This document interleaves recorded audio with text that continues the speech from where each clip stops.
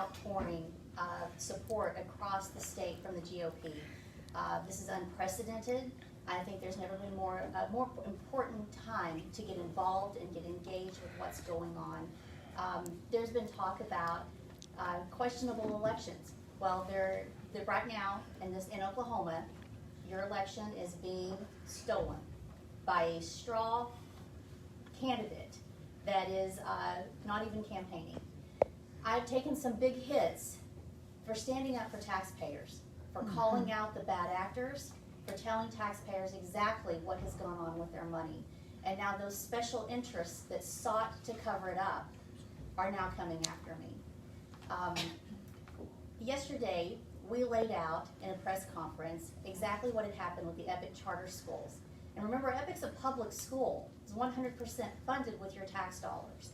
And we were able to show very clearly how money that was meant for Oklahoma students was taken and put into outside accounts, and then some of those funds ended up in political contributions, where we were even able to trace millions of dollars, hundreds of thousands of dollars, to PACs that appear to have gone into one election, and that election was when Senator Ron Sharp was taken out. And I want to remind voters that Senator Sharp also stood up at one time calling out the improprieties of what was going on with the money at EPIC charter schools.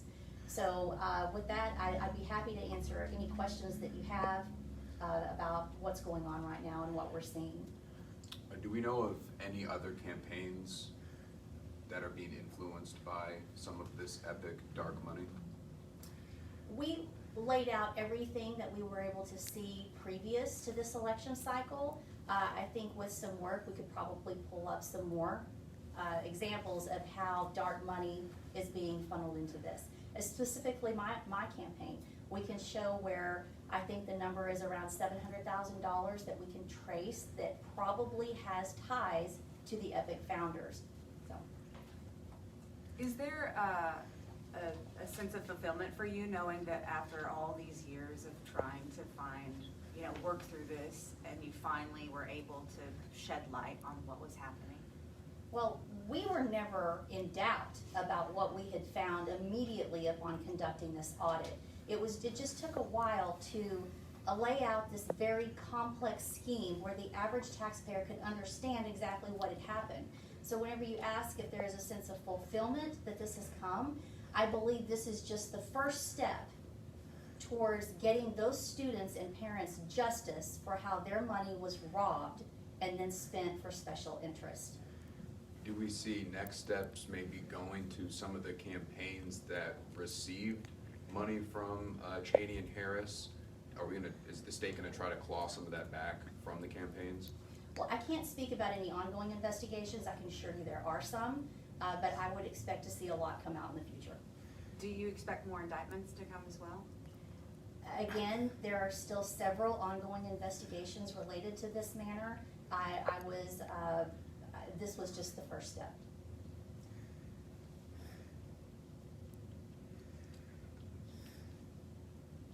Any other questions?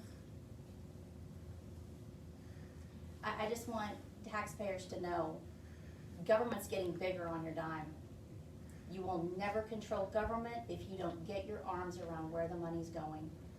We have laid out several ways that taxpayers have been taken advantage of, and I have always promoted an open door policy, just like the two state auditors prior to me.